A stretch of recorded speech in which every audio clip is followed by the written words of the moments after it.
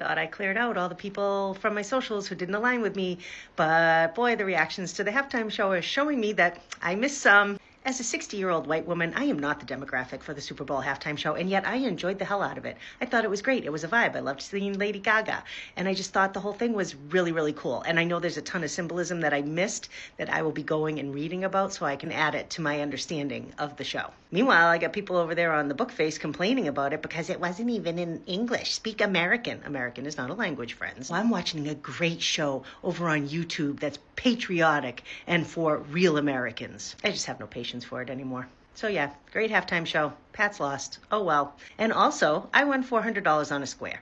Bad Bunny just made history with his Super Bowl halftime performance by delivering the first halftime show done completely in Spanish language. Here are the other Easter eggs that you might have missed. First up, the wedding that happened during the performance was real. Apparently, this was a couple that invited Bad Bunny to their wedding, and then he did one better and said, "Why don't you just come and get married at the Super Bowl while I perform?" He also debuted his first signature Adidas sneaker at the halftime show. These are called the Bad Boy ones, and the colorway that he wore is called Resilience. He wore them yesterday too for the Apple Music press conference. This colorway is called Rise. You'll be able to buy these pretty soon, and they're going for around $160 US. There are a lot of famous faces on the field with him, including Lady Gaga, Jessica Alba, Cardi B, Pedro Pascal. He also had Karol G, Alex Earl, Young Miko, and Ricky Martin. He didn't do a speech, but he did name every single country in North, South, and Latin America. And his whole message was what was written on the NFL football that he was holding. Together, we are America. He also had this screen lit up behind him while he was performing, saying, "The only thing more powerful than hate is love." America just watched history, and not everyone is celebrating.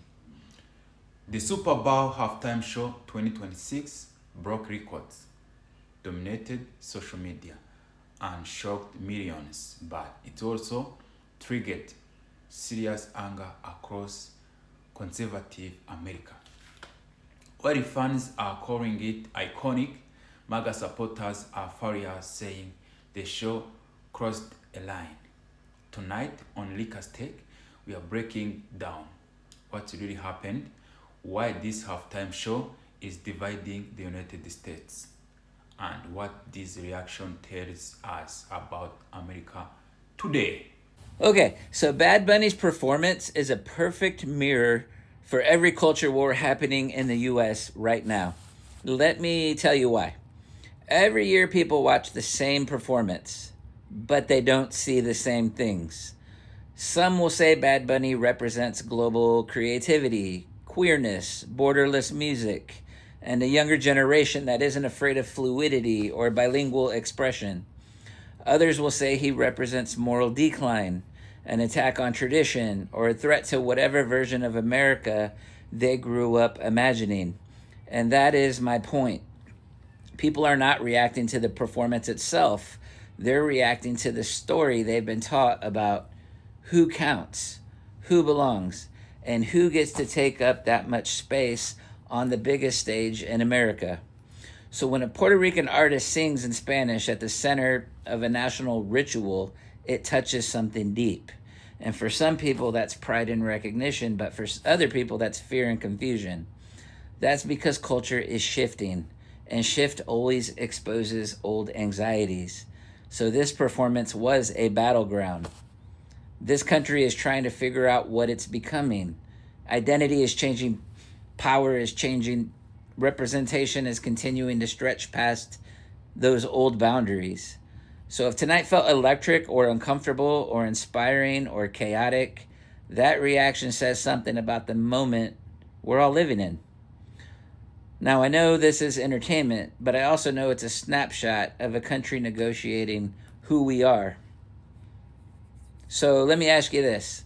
What part of Bad Bunny's performance did you react to, and what do you think that reaction reveals about our culture right now? I thought Bad Bunny was a boring, standard, heteronormie until today, and I was so floored by the Super Bowl performance that I was physically compelled to actually do some research. These maggot videos of them hating on Bad Bunny at the halftime show, are just cracking me up because they look so stupid. They look so stupid. Just left the Super Bowl party. They're like, where are you going? And I'm like, oh, I'm going home. I'm not watching Big Bad Bunny or Big Bunny or Bad Bunny or whatever his name is, Bunny Rabbit, Boo Boo. I don't know. But I was like, yeah, bye. I'm going to watch some good, wholesome fun with a Turning Point USA Super Bowl party. Like, that was an incredible performance, not only because it was about unity and love in a time where America is really struggling with that, but also it was like one big history lesson. And it's one of the only halftime shows that I believe I've ever gone back and watched, because after I watched it the first time, I was like, ooh, there's so much symbolism going on. I have to go do more research. And so sure enough, I found out that it's very symbolic, and there's so many different meanings that depict the history of Puerto Rico.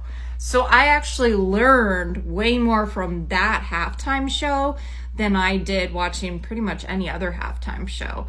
Growing up on the mainland of the United States, we don't get a lot of education on Puerto Rico or Hawaii.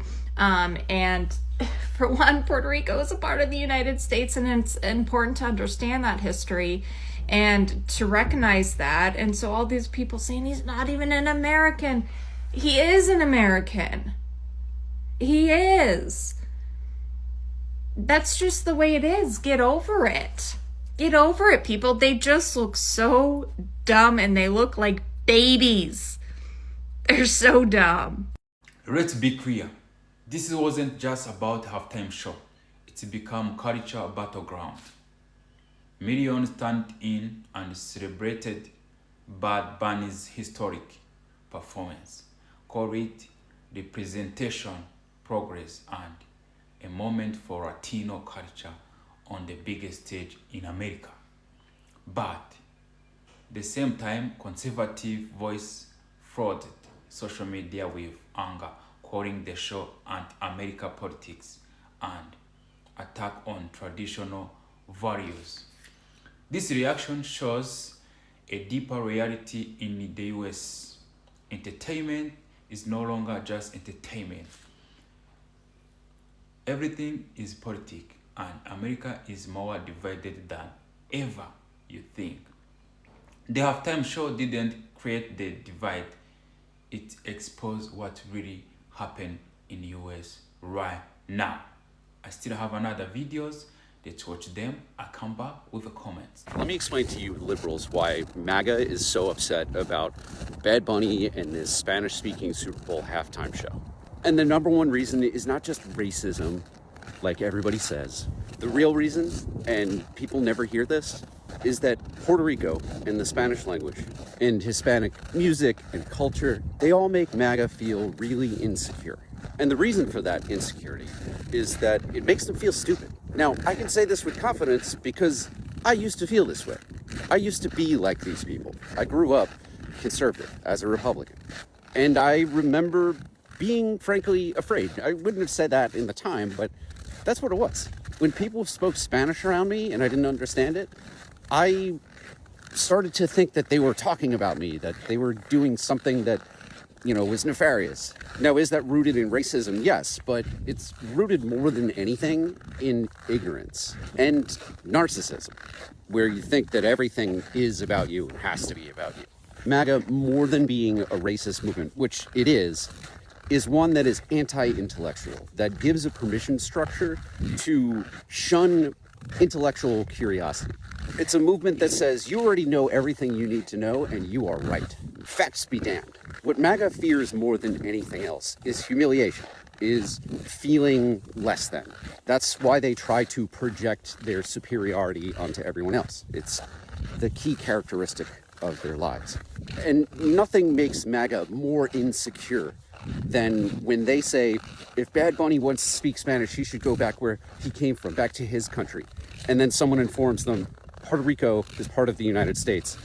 Bad Bunny is and was born an American citizen. Now, when MAGA watched that halftime show, like last year's halftime show with Kendrick Lamar, They did not understand the cultural references that were displayed visually, that came through the music, came through the dance and choreography, came through the set design. So everything that they are seeing and hearing lacks context. So they just lay onto it their own fears, their own insecurities.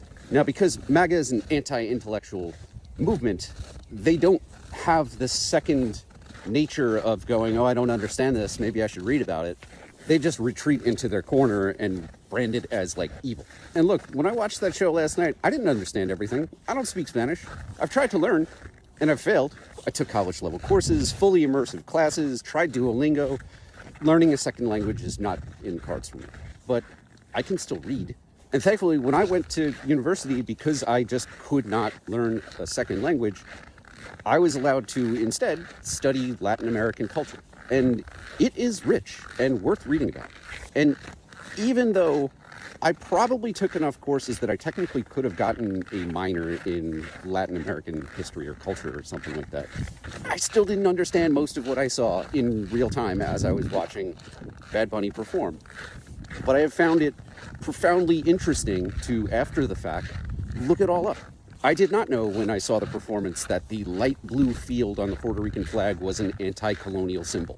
I imagine that most Americans watching, when they saw people climbing on telephone poles and like electric coming out, I don't think that most Americans understood that that's a reference to the rolling blackouts and the lack of infrastructure and investment, and how the echoes of colonialism and Puerto Rico's status as an American territory but not a state has denied it the ability to gain all of the benefits of being American, of being American citizens. But for intellectually curious Americans who did not know that, they're reading about that this morning or watching breakdowns on these apps of these things. So look, my only message to MAGA about the Super Bowl halftime show with Bad Bunny is that it feels a lot better to learn, to understand new concepts, than it does to be afraid, to feel stupid, and to be angry. So I'm not going to say go out and buy a book. I'm not going to give any book recommendations. Just read anything about the symbolism and the history that was displayed last night. Because as foreign and as alien as it may feel, it's actually American history. And you should take into consideration that you don't need a passport to go to Puerto Rico. It's part of the United States. So if you want to experience a cultural revelation, you don't have to get a passport. You don't have to leave the US. You just have to be a little bit brave. So I just had to take a look at Donnie Dumpy Pants' Truth Social after the halftime show to see if he made a response. And sure enough, he already has made a response just minutes after the halftime show. Just totally bashing Bad Bunny, no surprise. He's just boo-hoo, well, can't take it. You know, he's a baby. He's a baby. And he also made a comment about the dancing was disgusting. Wah. And then he said, especially for the children watching, Donnie, let's not go there, okay? Epstein files. Maybe we shouldn't go there, but you'll go there because anyway, I watched Bad Bunny's halftime show. It was amazing. I thought it was great. I had no trouble understanding the basic, vibe of what Bad Bunny was talking about, even though I'm not fluent in Spanish. But, Donnie can't just watch and enjoy music. I believe I'm seeing one report, I'm not sure how accurate it is, that's saying 115 million people viewed Bad Bunny and about 4 to 5 million viewed the other halftime show with Kid Rock. If Kid Rock showed up, I don't know, I haven't researched it. I'm assuming he did. But that's still like 4 to 5 million racist bigots. Ugh. But still, 110 million more people watched Bad Bunny. That's a lot more people. So I'm happy about that. This moment tells us one powerful truth. America is changing and not everyone is ready for it. Some see progress, others see loss. But the reaction to this halftime show proves that culture, identity, and power are still at the center of the American conversation. What do you think, guys? Was the historical or was too much? Drop your thought in the comments. Subscribe to Rika's Take and stay tuned because this story is far from over. I love you guys. See you in the next video.